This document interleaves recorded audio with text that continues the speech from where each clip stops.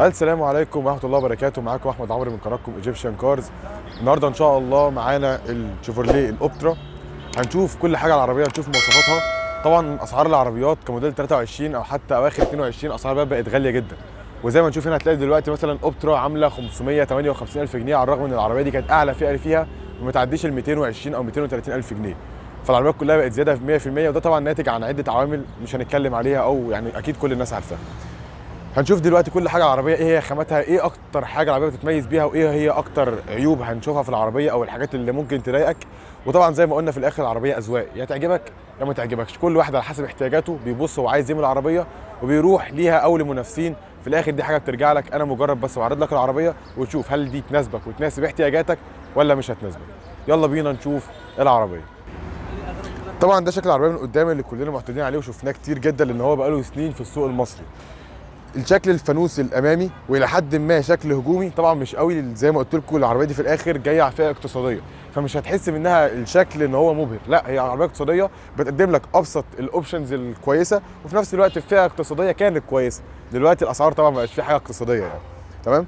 شكل الفانوس اللي جاي هجومي مع الفوانيس الهالوجين العاديه. الفوانيس هنا مش ليد، مفيش هنا ليد، هنا فوانيس هالوجين. طبعا برضو هنا اللمبه بتاعتها اضاءه عاديه جدا، اللمبه بتاعت الانتظار. شكل العربيه من قدام علامه شيفروليه اللي بتتوسط العربيه، وفي نفس الوقت الشبكه النيكل الاماميه مع مداخل تهويه كبيره جدا اذا كان فوق، او نفس الكلام من تحت. برضو في تحت هنلاقي مداخل تهويه للمحرك، وهنا في نفس الوقت نفس الكلام الناحيه الثانيه. وفي تحت كده زي سبويلر او ديفيوزر للهواء عشان يدي العربيه لحد ما ثبات. طبعا العربيه دي ثباتها فوق ال 120 مش احسن حاجه، او الفئه دي كلها كذلك مش دي بس. نيجي بقى لجنب العربيه. طبعا العربيه بتيجي بجنوط مش تصاط، تمام، في كل الفئات تقريبا، او حاليا بقت كل الفئات. هنلاقي الاشارات هنا في المرايات، الاشارات مش في جنب العربيه. اول فئه تقريبا الاشارات بتبقى موجوده في جنب العربيه، لكن الفئه دي مش اول فئه برضو للعلم. فهتلاقي الاشارات موجوده في المرايات. خط واخد قدام من عند الفانوس مكمل من قدام مع جنب العربيه كله زي ما احنا شايفين كده لحد الاخر، ومكمل في نفس الوقت مكمل مع الفانوس الخلفي. تمام. العربيه طبعا زي ما دخلنا دخول مفتاح، مجرد ريموت ما فيهاش لا بصمه او غيره. انت بتفتحها وبتقدر تفتح انت وتقفل عادي جدا من الريموت، لكن ما فيهاش بصمه او دخول من غير مفتاح اللي هو كيليس انتري. نيجي بقى لظهر العربيه. العربيه طبعا من ورا شكلها اعتيادي جدا وكلنا عارفينه. الظهر ان هو ورا هتلاقي فيه علامه منصور، طبعا عشان هو التوكيل بتاعها الحصري شيفروليه في مصر. وفي نفس الوقت العلامه بتاعت شيفروليه تتوسط. والفانوس بتاعنا فوانيس هالوجين زي ما قلت عليها، مش ليد. العربيه ما بتنزلش اصلا بليد. والانتظار بتاعها وكل حاجه فوانيس مجرد هالوجين، فوانيس او لمض عاديه جدا مش ليد. ده كان بالنسبه لشكل العربيه. وطبعا في فوق برده فتحه سقف عشان ما ننساهاش برده تشوفوها، بحيث نبقى شفنا كل حاجه. في هنا فتحه سقف كهرباء، وبما نخش جوه العربيه برده هنشوف فتحه السقف بحيث الناس تبقى عارفه كل امكانيات العربيه. ندخل مع بعض بقى نشوف العربيه. ده شكل العربيه من جوه. طبعا اول حاجه هنتكلم فيها وهي خامات العربيه. العربيه عشان دي اعلى فئه فطبعا كلها فرش جلد، يمكن هيبان عندكم ورا العربيه كلها فرش جلد. تمام. وفي نفس الوقت قدام معظمها بلاستيك او كلها بلاستيك، ويمكن دي نقطه الضعف اللي انا شايفها في العربيه في الخامات، حته البلاستيك الكتير في العربيه. كل طابلو بلاستيك، ده مش كروم، ده بلاستيك واخد شكل الكروم، لكن هو في الاخر يظل بلاستيك. ده مكان للتخزين كده زي درج تخزين.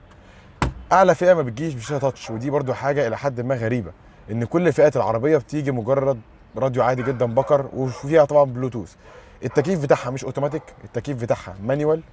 فيها طبعا ساقع وسخن زي العربيه بس مانيوال، التكييف بتاعها مش اوتوماتيك. ندور كده العربيه مع بعض. تمام. طبعا العربيه زي ما احنا شفنا صوتها هادي، سماعتها الى حد ما كويسه، يعني سماعتها بصراحه كويسه جدا في الفئه بتاعتها. كل الاوبشنز بتاعتها تتحكم دلوقتي من ضغطه واحده. تمام. فيها طبعا مدخل يو اكس وفيها مدخل يو اس بي برده، اكيد باين معاكم في الفيديو. تمام. فالعربيه بصراحه بكل فئاتها الى حد ما مش اعلى اوبشن ممكن تلاقيه في الفئه. فيها برده فتحه سقف كهرباء،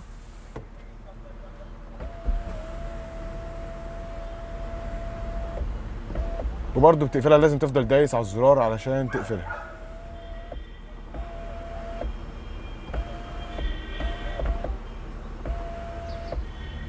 وبعد كده حتى الميكانيزم بتاعها بصراحه غريب. وبعد كده بتقوم لازم تقفلها مانيوال، برده ما ينفعش اوتوماتيك، لازم تقفل الشمسيه الداخليه مانيوال. العربيه زي ما قلت لكم ادائها على الطريق يعني الدركسيون بتاعها تقيل جدا، ودي حاجه ضايقتني ان دركسيون العربيه تقيل في ايدك. العربيه تحس ان انت بتعافر وانت واقف علشان وهي واقفه ان انت تحرك الدركسيون، يعني مش احسن حاجه في الحته دي بصراحه. زي ما قلت لك في الاخر عربيه جايه بتقدم اعتماديه وتقدم اوبشنز بسيطه جدا في الفئه بتاعتها. العزل بتاعها مش احسن حاجه، يعني عزل الصوت حتى من بره مش احسن حاجه قوي بصراحه، خصوصا سرعات زي ما قلت لك فوق ال 120 بالعربيه مش هتحس ان انت مرتاح.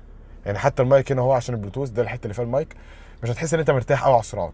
العربيه اذا مرايتها الاثنين كهرباء بنقدر طبعا نتحكم، يعني لو بصينا على المرايه هنا وشفنا حركتها اهي انا بتحكم فيها من عندي كهرباء.